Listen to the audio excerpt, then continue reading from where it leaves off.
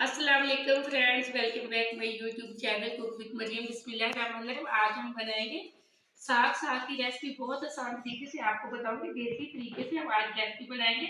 या मैंने साग बनाने के लिए 5 किलो साग लिए थे, इसको मैंने अच्छे से साफ कर लिया। अब हम इसको कटिंग करेंगे।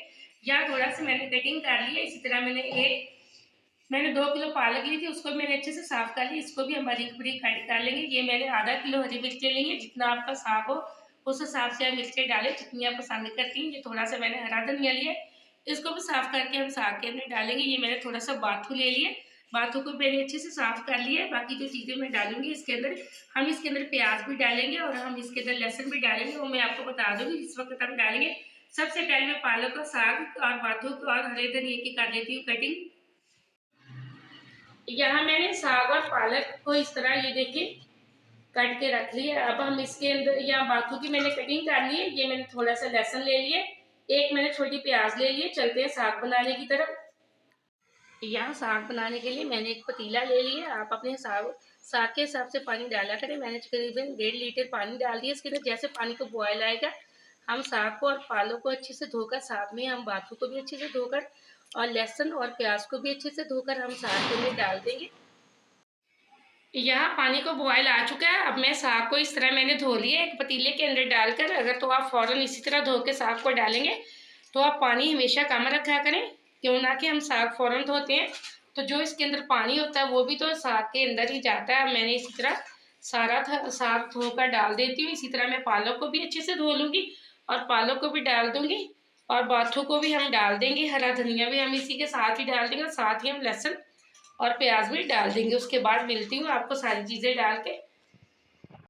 यहाँ मैंने ये देखे सारा साग डाल दिए। इसी के अंदर मैंने पालक और बाथू भी डाल दिए और मैंने लहसुन और प्याज भी डाल दिए। यहाँ मैं तकरीबन 3 से 4 चम्मच नमक के भी डाल दूंगी। और इसी तरह जो मैंने मिर्चें ली थी आधा किलो, उसको मैंने अच्छे से साफ कर लिया। अब ग्राइंड करके हम वो भी डाल देंगे। बीच में हम इस तरह चम्मच हिलाएंगे इसको ताकि ये बॉयल आए। बॉयल आके ये साग हमेशा बाहर की तरफ आता है। अब इस तरह एक चम्मच लेंगे। जैसे इसको बॉयल आना शुरू हो गया, इसको इस तरह नीचे नीचे दबाते जाएंगे। जैसे बॉयल आ जाएगा फिर हम इसको पकाने के लिए छोड़ देंगे। तकरीबन 1 से 1.5 घंटा हम इसको पकाएंगे ताकि साग भी अच्छे से गल जाए और बने भी हमारा साग बहुत मजे का। ये देखिए बॉयल आना शुरू हो चुका है। जितने में बॉयल आता है उतनी देर में हम मिर्चों को ग्राइंड कर लेते हैं।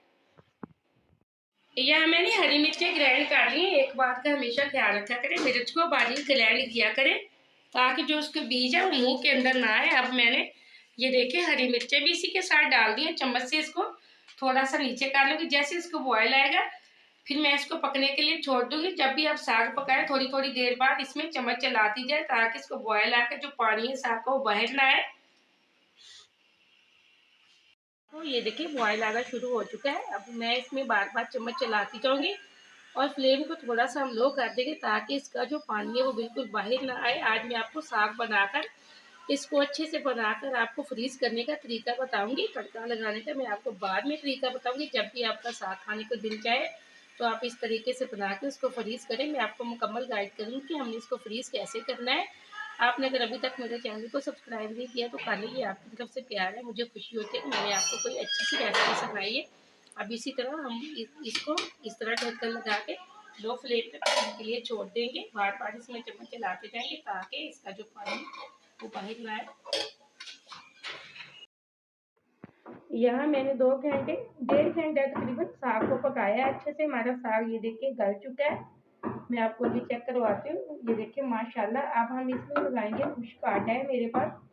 ये आटा साग को लाजमी लगाया कीजिएगा, इससे बहुत अच्छा फ्लेवर बनता है। बहुत मजे का हमारा साग पक के तैयार हो चुका है। आप इसको जग में डाल के बारीक कर लें। अगर आपके पास कोई मशीन वगैरह साग बारीक करने वाली उससे कर लें। ये बहुत आसान तरीके से मैंने आपको साग फ्रीज करने का तरीका बता दिया। अब मैं इसमें थोड़ा सा आटा और डालूंगी। फ्लेम को मैं ऑफ कर दूंगी। अब मैं आपको इसको बारीक करने का तरीका बताती हूँ। अब यहाँ मेरे पास एक मशीन है, मैं इससे साग को बिल्कुल बारीक कर दूँगी। अगर आपके पास इस तरह की मशीन नहीं तो आप इसको चक के अंदर डाल के भी ग्राइंड कर सकते हैं, कोई मसला नहीं। अभी मैं ग्राइंड करके आपको साग की लुक चेक करवाती हूँ। यहाँ एकदम से ही देखिए माशाल्लाह साग हमारा एकदम से बहुत बारीक हो चुका है। अब इस तरह का ये देखिए माशाल्लाह एकदम से साग हमारा बिल्कुल बारीक हो चुका है। अब इस तरह का कोई भी डिब्बा ले ढक्कन वाला, इसके अंदर इस तरह साग डाल के आप फ्रीजर के अंदर फ्रीज कर दें। जब भी आपका दिल चाहे साग खाने को तो आप इसको निकालें और तड़का लगाएं और झटपट में इसको तैयार करें और साग खा लें। कोई मसला नहीं है, जितना सारे साग पका के फ्रीज कर सकते हैं। ये बहुत मज़े की रेसिपी है। फिर बहुत आसान तरीके से आपको ये रेसिपी बताई है।